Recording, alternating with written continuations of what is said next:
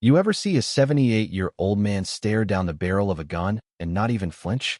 That was my grandfather, Bill Harrison, retired colonel, veteran of wars most folks only read about, and apparently the only person in our neighborhood willing to call the HOA president's bluff when she came for our family's cabin with a loaded revolver and a stack of bogus paperwork. I know, it sounds like something ripped from a bad TV drama. Only this was real life, and I was standing just behind him on the porch, blueprint sketches still in my hand, heart pounding so loud I could hardly hear the lake behind us. The sun hadn't burned off the morning mist, yet when three figures rolled up in a slick black SUV. Karen Walsh led the way, all fake confidence and forced authority, two men in dark suits shadowing her like backup dancers who never got the choreography down. One guy, Marcus, I'd find out later, couldn't stop tapping his jacket, like he wanted everyone to know there was a weapon under there. The other looked like he hadn't slept in days, eyes darting between his watch and Karen's face as if he was waiting for something to go wrong. And, oh buddy, it did. Karen barely paused before launching into her speech, waving a folder like she was reading my granddad his Miranda rights. We need to discuss urgent resolution 15 ampere regarding your property compliance. I couldn't help but roll my eyes. She sounded like she'd swallowed a law book whole. You are required to transfer usage rights of the land beneath your cabin to the HOA for comprehensive landscape rehabilitation. Like our patch of woods was Chernobyl or something. Now, Grandpa Bill, 30 years of psychological ops burned into his bones, never missed a beat. Karen, he said, smooth as ever, I appreciate you coming out here, but I'll need to run any such resolution by my attorney. The way he stood there, relaxed but sharp-eyed, you could just feel the air go out of Karen's performance. She tried to hold her ground, but the cracks showed when Marcus pulled out the gun, low but obvious, as if a six-shooter could outgun a man's conviction. Karen tried to make her voice steady. This is a matter of community safety and legal compliance. We're not asking, we're telling you. But it was already too late. Grandpa Bill locked eyes with Marcus, then Karen, then the jittery timekeeper. Why do you need a gun for paperwork? Why the rush? Why's your friend looking like he's got a bus to catch?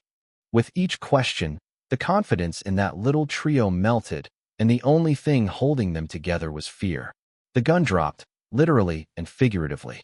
Karen spat out a final threat. You have 48 hours, Mr. Harrison. We will enforce the statute if you don't comply. But her voice was barely a whisper. As they backed down the drive, Grandpa gave me a sideways smile, like the one he used when he'd beaten me at chess. Danny, did you notice? Real authority doesn't need intimidation. But this wasn't over. Not by a long shot. By noon, the mist was gone, but the threat lingered. Grandpa switched from porch philosopher to field commander, information gathering protocols, he called it. We started with Dorothy Sullivan, our neighbor 3 houses down. She was sharp, kept records, and most importantly, she hated the HOA more than she hated dandelions in her yard. Grandpa didn't interrogate her. He made her feel like a partner. Dorothy, I'm thinking of joining the HOA board. Could you help me understand what's really going on? She practically threw the door open. Over coffee, she unloaded everything. Forced sales, trumped-up violations, the mayor showing up to witness property transfers. It was systematic. Karen would target vulnerable families, bury them in fines, then help them sell, always to buyers she'd lined up. And then the twist, Dorothy had photos. Not just of Karen, but Mayor Ashworth, grinning as he signed off on every shady deal.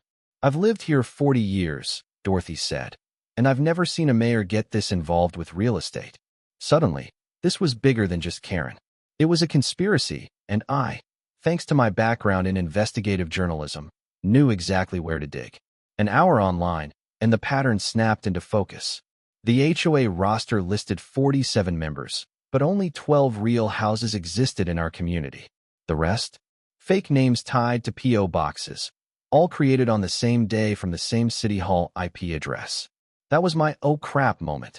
Someone in city government was helping Karen rig votes, push through draconian rules, and create the illusion of community support. Things escalated fast. I got into Karen's email.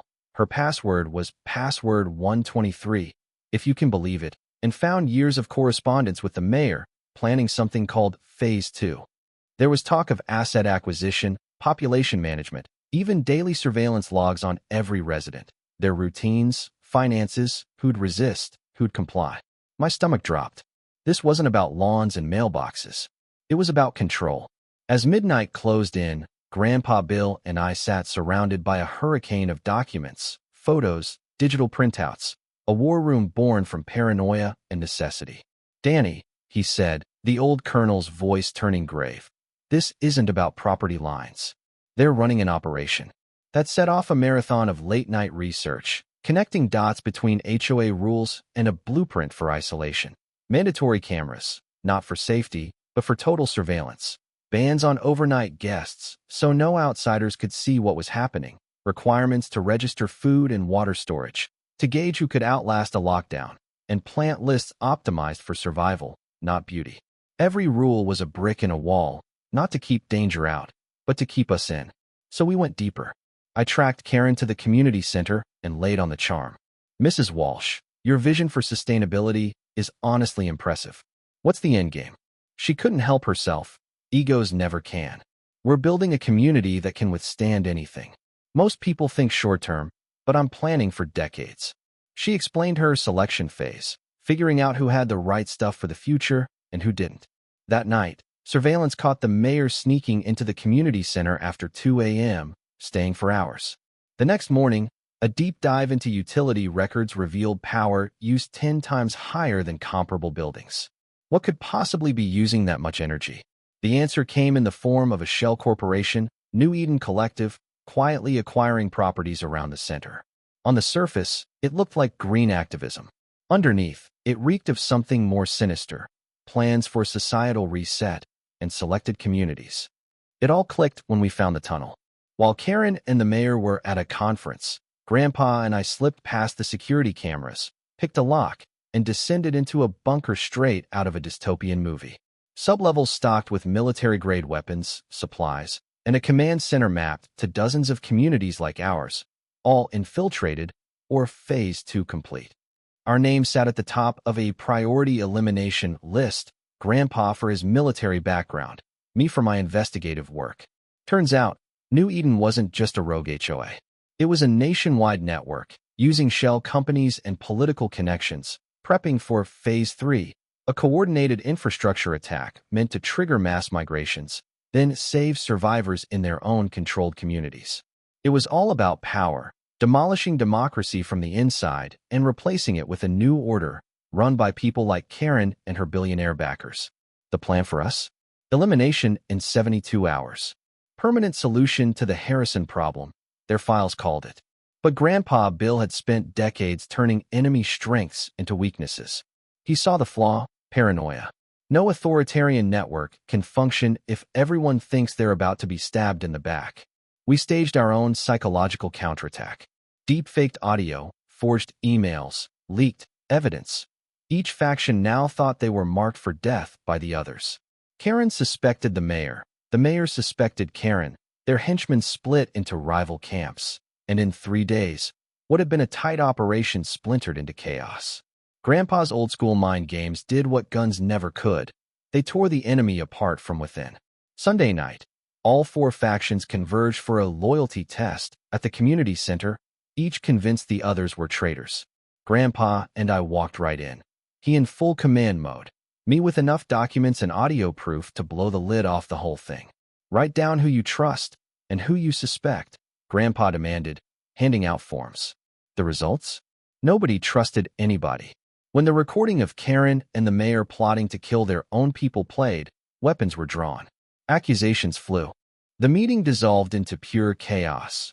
Calls to the police, betrayals, threats, until sirens filled the night and law enforcement finally swarmed the place. Afterward, the fallout was massive. Over 300 arrests nationwide. The network exposed, Lakeside Commons restored to an actual community. Grandpa Bill became a consultant for Homeland Security. I wrote the story, won a Pulitzer, if you can believe it. But none of that changes what it felt like in the moment. Staring down real evil, seeing how fragile trust is, and realizing that, in the end, the only thing that saved us wasn't firepower or law, but knowing how to turn people's worst instincts against themselves. So, yeah, Maybe the next time someone tells you that standing up to a bully is pointless, or that a little corruption is harmless, you'll remember what happened at Lakeside Commons. I know I will. What would you have done in my place? Would you have fought back or walked away? Let me know, because this story isn't finished until you've had your say. Drop your thoughts below. Where do you draw the line between safety and freedom, between order and control? Would you have stood your ground, or is there a point where you'd have packed up and run? The battle for justice starts on your own doorstep. And sometimes, all it takes to bring down an empire is one stubborn old man who refuses to blink.